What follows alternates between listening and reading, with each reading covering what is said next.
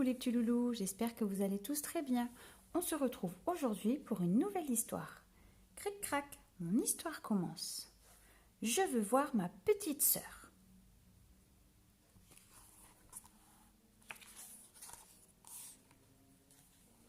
À la fin de l'été, maman a grossi. Elle ne pouvait plus mettre ni son jean moulant, ni sa jupe rose. C'était bien la peine de nous avoir fait manger pendant toutes les vacances des repas amincissants avec des carottes râpées et des concombres au yaourt. Elle a commencé à tricoter des vêtements minuscules, beaucoup trop petits pour moi et beaucoup trop grands pour ma poupée. Un soir, pendant le dîner, j'ai essayé d'expliquer à maman que personne ne pourrait mettre la brassière qu'elle venait de terminer. Papa et maman se sont regardés en riant et tout à coup, papa m'a dit « Capucine, tu vas bientôt avoir une surprise. » « Quoi ? Une surprise ? »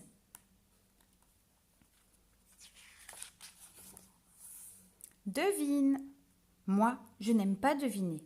Si je me trompe, je n'ai pas ce dont j'avais vraiment envie. Et si je ne me trompe pas, ce n'est plus une surprise. J'ai quand même dit « Un Walkman avec des cassettes ?»« Ça fait du bruit, » a dit papa. « Mais ce n'est pas un Walkman. »« Une poupée qui pleure ?»« Tu brûles, » a dit maman. « C'est encore mieux qu'une poupée. Dans 6 mois, tu vas avoir un petit frère ou une petite sœur. » Pour une surprise, c'était une surprise. Mais je n'étais pas vraiment sûre qu'un bébé soit mieux qu'une poupée. Même quand on n'a pas envie de jouer avec lui, il faut s'en occuper. On aurait quand même pu me demander d'abord mon avis. Heureusement, j'avais encore 6 mois de tranquillité. Je n'ai pas eu tellement la paix. Maman était fatiguée, ne pouvait plus rien porter ni rien ramasser par terre. Il fallait tout le temps l'aider. Enfin, un matin, le bébé est arrivé. Catherine, la sœur de maman, me l'a annoncé en venant me chercher à l'école. « Capucine, tu as une petite sœur. Elle s'appelle Agathe. Je peux aller la voir ?»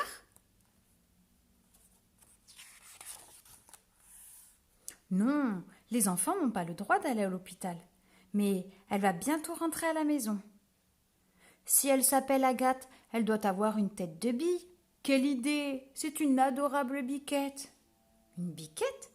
On ne m'avait pas dit qu'un bébé ressemblait à une biquette. Je me suis mise à rêver aux parties de saute-mouton qu'on pourrait faire ensemble.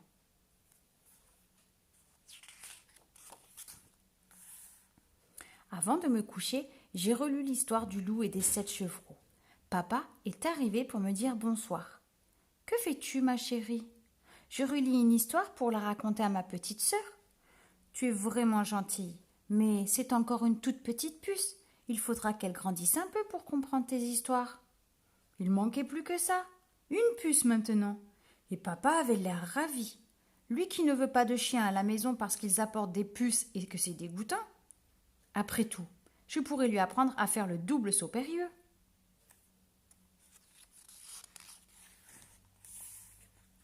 Le lendemain, bonne maman est venue me garder. Après lui avoir fait un gros câlin, je lui ai demandé « Tu as vu ma petite sœur ?»« Bien sûr. Elle ressemble à une biquette ou à une puce ? Oh, c'est un adorable petit chaton tout doux qui ronronne dès qu'elle a fini de boire son lait. » Bonne maman aussi avait l'air contente. Elle dit pourtant que les poils de chat donnent des allergies. J'ai renoncé à comprendre et je suis partie chercher ma vieille souris en peluche pour la donner à ma petite sœur.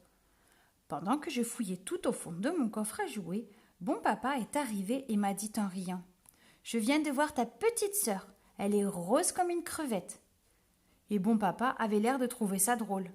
L'été dernier, en vacances, quand j'ai eu le malheur de renverser sur le tapis du salon un seau plein d'eau de mer, de sable et de crevettes, il a hurlé que j'étais la plus insupportable petite fille du monde, que les crevettes sentaient mauvais et j'ai été privée de dessert le soir.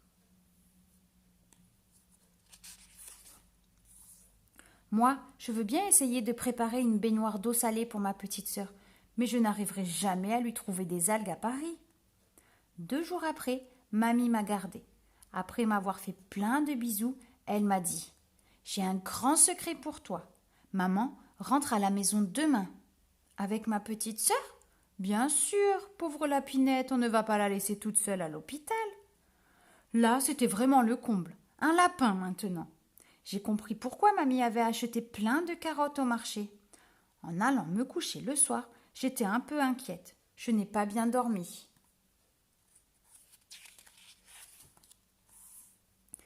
J'ai fait plein de rêves bizarres. Il y avait une puce qui me grattait le dos. Une crevette me tirait par les pieds pour m'entraîner dans la mer. Un petit chat m'avait chippé mon oreiller. 2 biquettes déchaînées sautaient par-dessus mon lit. Et un gros lapin assis sur ma table de nuit grignotait mes histoires préférées. Le jour où maman est arrivée, elle m'a pris dans ses bras et m'a fait un gros câlin. À côté d'elle, papa serrait contre lui un espèce de paquet.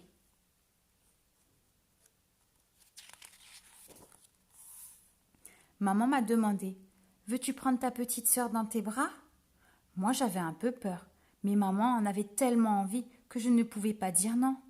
Il a fallu que je m'asseye et que je mette bien mes bras. « Tu vas faire attention, ma chérie, c'est encore une toute petite poussinette très fragile. » En entendant cela, j'ai fermé les yeux, j'ai compté jusqu'à 3 et je les ai brusquement ouverts. Eh bien, je peux vous dire que maman, papa, bonne maman, bon papa, mamie et Catherine sont complètement fous. Ce n'est ni une biquette, ni une puce, ni une crevette, ni un chaton, ni une lapinette, ni une poussinette.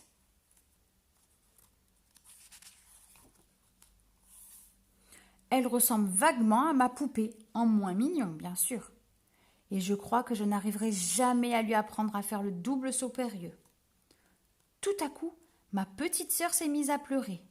Pas à bêler, à miauler ou à piailler, à pleurer vraiment, comme moi quand je me fais très mal. Maman s'est précipitée dans la cuisine en disant « Je te prépare ton biberon, mon petit chaton affamé !» Papa a filé dans la chambre en criant « Je vais arranger ton berceau, ma pauvre biquette fatiguée !» Moi, j'ai embrassé Agathe et je lui ai dit à l'oreille « Ne t'inquiète pas, tout le monde ici va te donner des noms bizarres.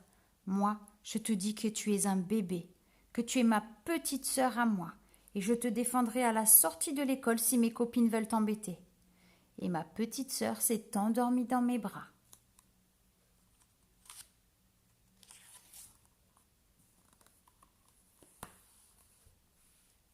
Cric-crac, mon histoire est terminée. Si tu as aimé cette histoire, laisse-moi un petit pouce bleu et surtout abonne-toi pour savoir quand une nouvelle histoire sera disponible. Allez, à bientôt les petits loulous, bye bye.